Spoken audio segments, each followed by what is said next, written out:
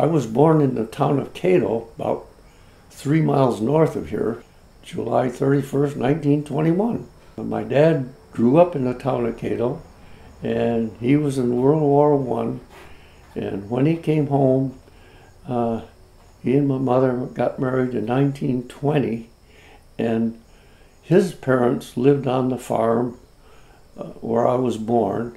And when they were married, his parents came to Weedsport to live, and my folks took over the farm. It wasn't a very big farm because we worked with horses, and he grew potatoes and cabbage and hay and stuff like that, corn. Let's say that we weren't poor, we just didn't have any money. I left in the 1st of March in 1943, and I served with the Army Air Corps as a ground crew member, airplane mechanic. After the war, I went to counterintelligence school in Baltimore. I went there until we were just about done. We were going to graduate and we'd be sent to Japan somewhere in January of '46. But by that time they'd figured out that anybody been in the Army over 30 months didn't have to go overseas, and our class was decimated. Most everybody had been in too long. So anyway, that was really an interesting part of my life. I kind of enjoyed that, coming home from an all-male thing to come home to have a wife and a baby. It was. I think I transitioned easily, but it was different, you know. Eleanor and I went to school together. She was a year behind me, but we knew each other in the late 1930s.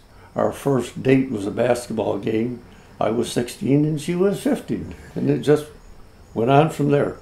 We were married July 4th, and we've been married 69 years. Our son Rod was born while I was still in the Army in December of '45. Linda was born April 21st, 1948.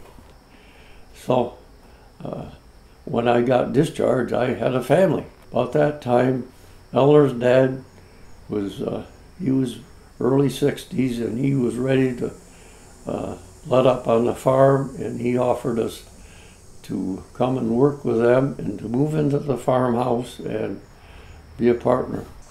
We bought it from Eleanor's folks in middle 1950s and added on to the farm and made some improvements, and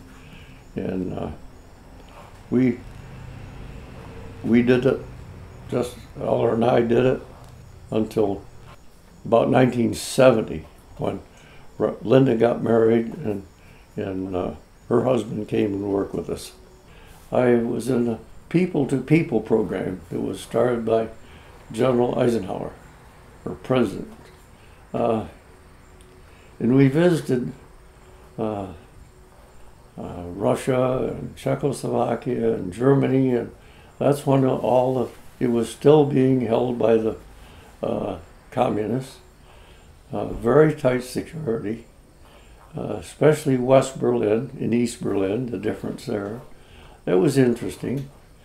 And when I got the letter to do this, I said, I can't do this. And Eleanor read the letter. She says, yes, you can.